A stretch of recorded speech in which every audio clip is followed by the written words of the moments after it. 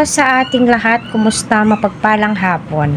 So, ang topic po natin, totoong ugali ni Kalingap Eds ay nahagip sa camera. So, kita naman po natin napaka-crowded po talaga at napaka-delikado, especially kay Bibi Rabay. Ewan ko kung nasaan si Bibi Rabay that time. Kasi nga, maiipit po talaga siya Dinagsa po sila ng napakaraming tao na hindi po nila lubos agalain na ganun yung magiging resulta ng meet and greet nga po nila. Buti na lang may mga supporters, no? Or may mga pulis, na umalalay nga po kay Edu. Papaano na lang kung walang mga pulis na nakapalibot kay Eds? At saka, grabe po talaga yung mga tao, nakipagsiksikan, naawa ako kay Eds that time, kasi nga po, parang naiipit na po siya, pero kita po natin na, kahit ipit na nga po itong si Edu is, napakabait niya, napaka-humble niya. May isa pang ali, no, si nanay na, inabutan niya si Eds ng regalo, pero or ano ba yung ibinigay niya. Ang sagot ni Eds, no, wag na, sa'yo na lang yan, nay, no, itago mo na lamang yan. At sinabi nga po ni Edu sinabi ni nanay, hindi, para sa'yo yan, kunin mo na.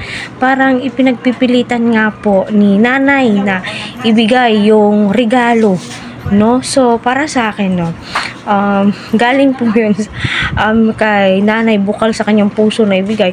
Why not, so kita po talaga natin na si Edu ay hindi nga po siya materialistic, no.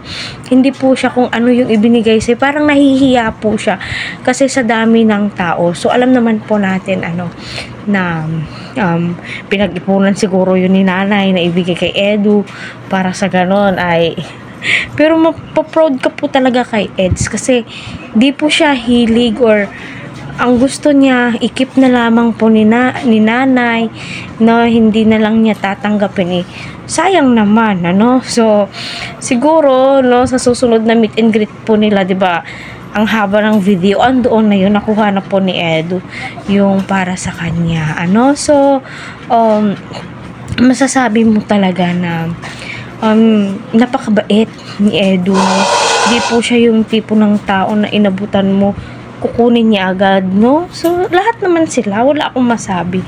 Kasi kita naman po natin na ang bait po talaga ng buong Team Kalingap, no? At napakaraming bisita, no, napakaraming tao dinumog ng mga OFW, no, gusto nilang magpa-picture, no, yung iba medyo nagagalit na nga po kasi siksikan na na ikaw ba naman yung idol mo pupunta doon, no, na hindi mo inaasahan, di ba?